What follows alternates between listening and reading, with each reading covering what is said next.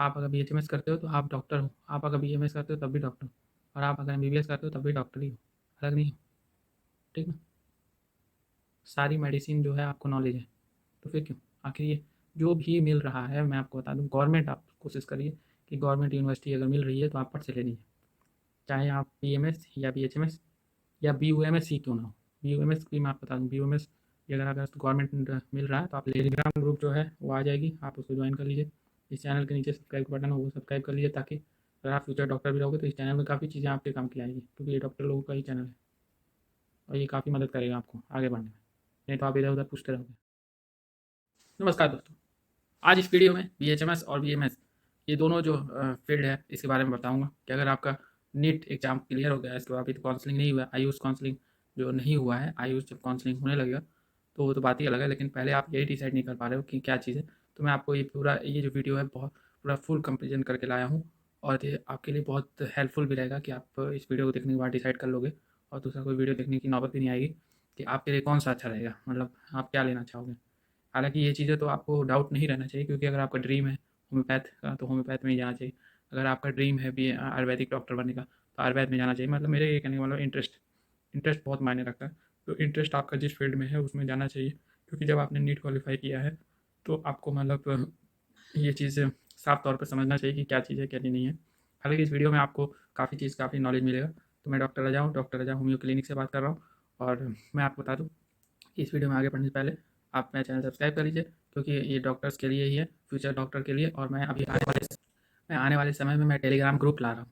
Telegram group से ये होगा कि मतलब जितने भी, चाहे वो फ्यूचर डॉक्टर हो, चाहे वो मतलब कोई भी हो, चाहे वो स्टूडेंट हो बीएचएमएस के, चाहे वो बीएमएस के स्टूडेंट हो, चाहे वो नीट एग्ज़ाम देने के लिए जो स्टूडेंट तैयारी कर रहा है उसके लिए, तो ये एक टेलीग्राम ग्रुप होगा, इसमें वो जुड़ सकते हैं। तो इस चैनल को जल्दी से सब्सक्राइब कर लीजिए। उसके अलावा टेलीग्राम ग्रुप अगर आप बोलोगे तो मतलब मैं ले आऊँगा, ताकि उन लोग को जो बीएचएमएस डॉक्टर हैं या बीएमएस डॉक्टर हैं उनके लिए भी एक हेल्प हो जाएगा, कि वो कुछ भी जानकारी लेना चाहते हैं या कुछ भी बात बोलना चाहते हैं तो वो ये टेलीग्राम ग्रुप में तुरंत जा करके, एक पूरा नेटवर्क रहेगा डॉक्टर्स का, तो वो चीज़ें बहुत हेल्पफुल रहेगा, और कोई इधर उधर भटकना नहीं पड़ेगा, आपको नॉलेज है 1 सेकंड में मिल जाएगी।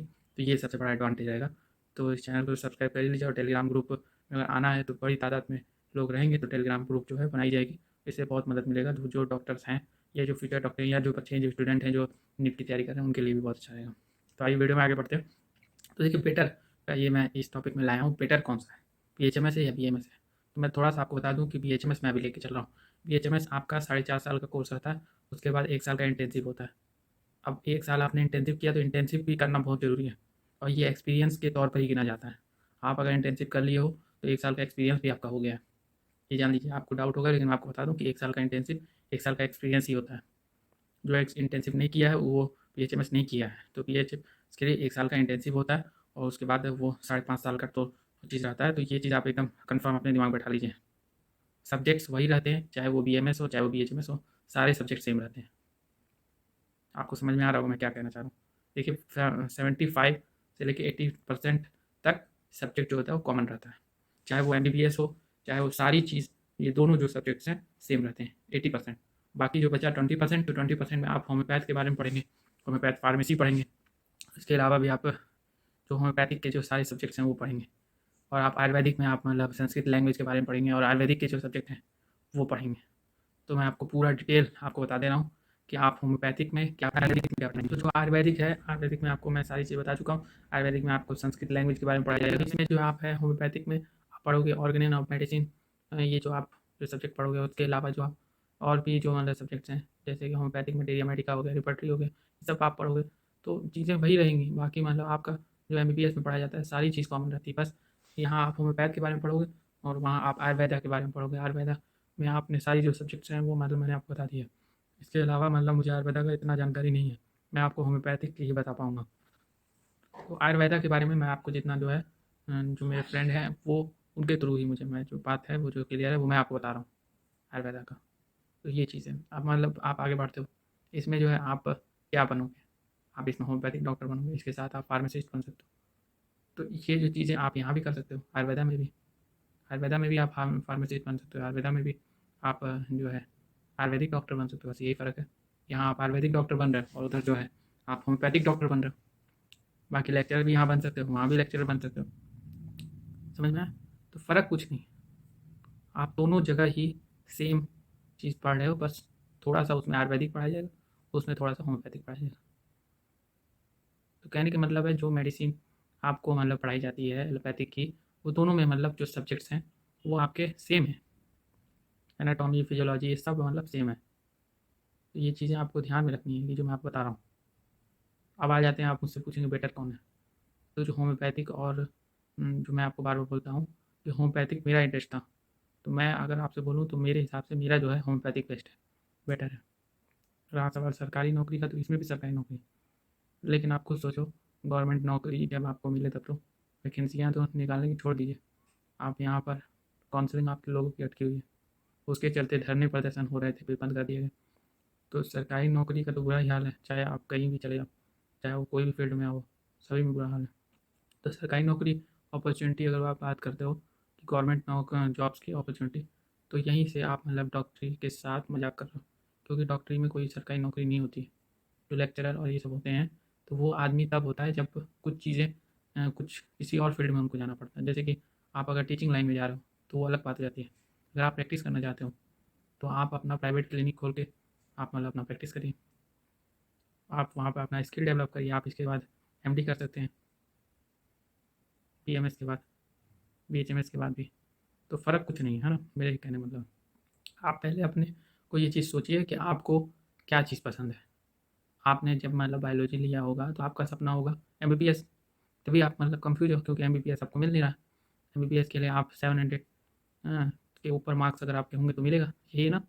लेकिन ये चीज़ आप मतलब दिमाग में बैठा लो कि अगर आप मुझसे पूछोगे तो मैं अपना बताऊँगा, मैं आपका कैसे बता सकता हूँ भाई। आपको जो चीज़ आपने सेकंड तो कुछ ली होगी ना, मतलब एक तो एमबीबीएस लिया होगा, फिर सोचा होगा कि अगर नहीं बनेंगे तो हम क्या बनेंगे, हम क्या बने, एमबीबीएस करें कि हम क्या करें। तो एमबीबीएस के बाद फिर दिमाग में आया होगा कि बीएमएस कर लेते हैं, तो ऐसे नहीं होता है। अगर आप डॉक्टर लाइन में आ रहे हो तो आपको पहले से सोचना पड़ेगा, अपना एरिया अपना जगह तुम्हें खुद बनानी पड़ेगी। मैंने आपको पिछली वीडियो में बताया हूँ, फिर मैं बोल रहा हूँ कि कंपटीशन हर जगह है। आप ये सोचो कि हम मतलब पिछले गली से निकल करके हम बहुत आगे बढ़ जाए, तो ऐसा नहीं है, ठीक ना। आप अगर बीएचएमएस करते हो तो आप डॉक्टर हो, आप अगर बीएमएस करते हो तब भी डॉक्टर हो, और आप अगर एमबीबीएस करते हो तब भी डॉक्टर ही हो, अलग नहीं हो, ठीक ना।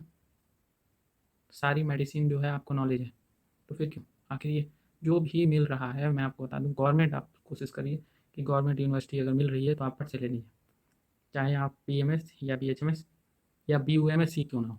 बीयूएमएस भी मैं आपको बता दूँ, बीयूएमएस अगर गवर्नमेंट मिल रहा है तो आप ले लीजिए, मैं आपको ये सजेस्ट करूँगा। क्योंकि गवर्नमेंट में आपको फैकल्टी अच्छी रहेगी, स्टाफ अच्छा रहेगा, आपको वहाँ प्रैक्टिकल होगा, क्लासेज लगेंगे, आपको वहाँ पर डेली रूटीन पर आपको पता चलेगा कि आपका क्या चीज़ हो। जब आपके प्रैक्टिकल्स नहीं होंगे तो फिर कैसे आपका मतलब आप कैसे डॉक्टर हो कहलाओगे, क्योंकि आप प्राइवेट से अगर कहीं से कर रहे हो तो उसका हाल आप जानते हो क्या होता है, कहीं कहीं तो इंटेंसिव भी नहीं होती है। तो ये चीज़ है।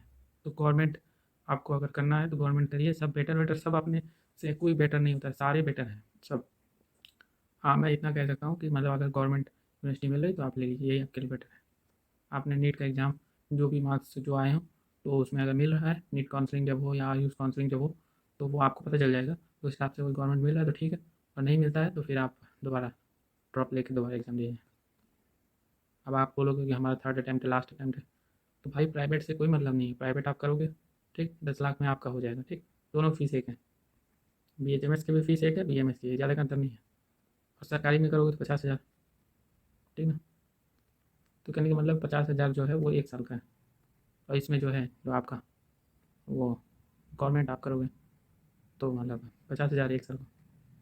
अगर प्राइवेट करोगे तो वही चीज़ मतलब 1 डेढ़ लाख के आसपास है, ज़्यादा का अंतर नहीं है।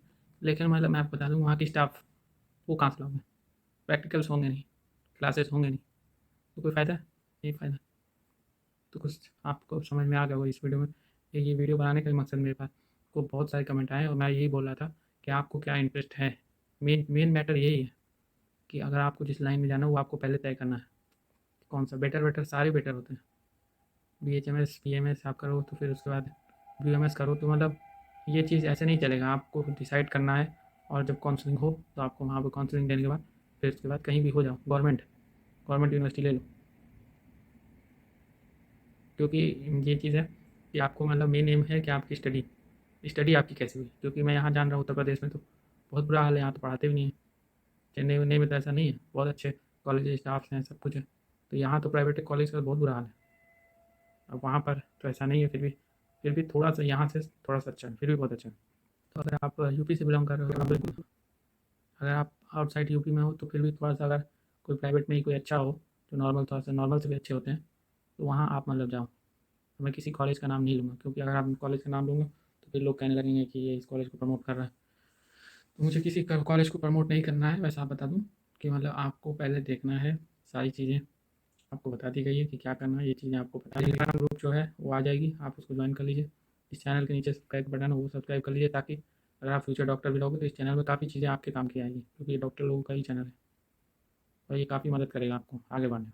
नहीं तो आप इधर उधर पूछते रहते हैं, कोई नहीं बताता आजकल दुनिया में। समझ में आया ना? मिलते हैं अगले वीडियो में, तब तक के लिए नमस्कार।